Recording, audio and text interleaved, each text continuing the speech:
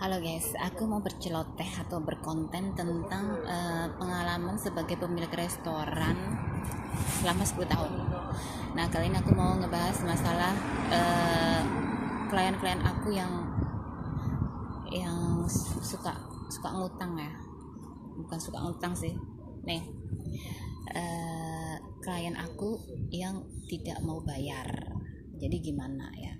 Kebetulan kemarin ada temanku seorang polisi mampir ke restoran aku ya, jadi ngobrol-ngobrol gitu ya. Dia cerita katanya adalah beberapa klien, bukan klien ya, bar atau restoran itu manggil polisi karena nggak mau bayar kliennya. Ya, ini sebetulnya nggak aneh ya kalau misalnya kita tuh punya usaha terus tiba-tiba klien itu nggak mau bayar.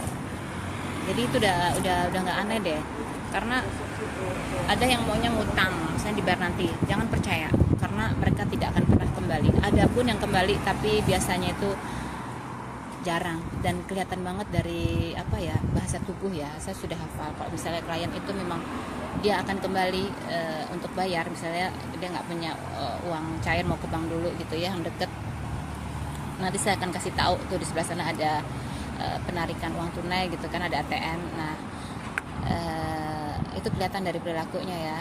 Saya bisa percaya, tapi kebanyakan orang-orang itu tidak bisa dipercaya. Katanya nanti mau kembali lagi atau nanti mau dibayar apalagi minggu depan, udah nggak akan kembali itu. Karena ini saya pengalaman aku sendiri ya, itu udah yang berapa, 2 kali nggak salah ya. Tapi saya sudah merasakan dia tidak akan kembali ya kan, karena memang saya lihat dari perilakunya itu bukan, nggak bener lah ya kan, nggak bener. Terus udah gitu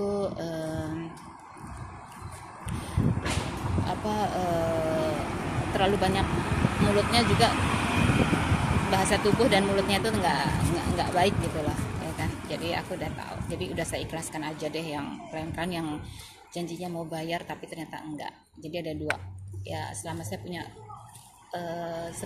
10 tahun restoran itu, 2 klien yang bohong, katanya dia mau balik lagi untuk bayar tapi ternyata sampai sekarang bertahun-tahun tidak akan kembali.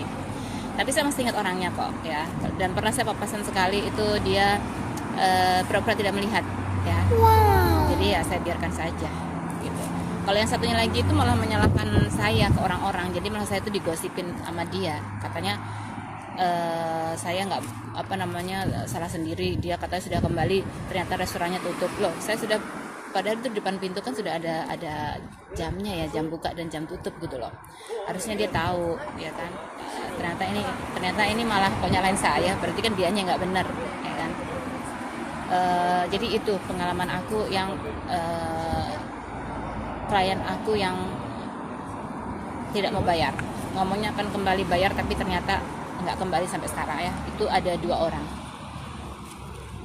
Nanti aku akan cerita tentang klien yang pengennya ngutang, itu juga ada lagi, jadi beda cerita. Kalau ini tadi kan yang klien yang alasannya mungkin uangnya nggak cukup, nanti dia akan kembali lagi, atau dia nanti mau ke bank ternyata dia nggak balik-balik ya, ada juga ya, itu ceritanya beda lagi.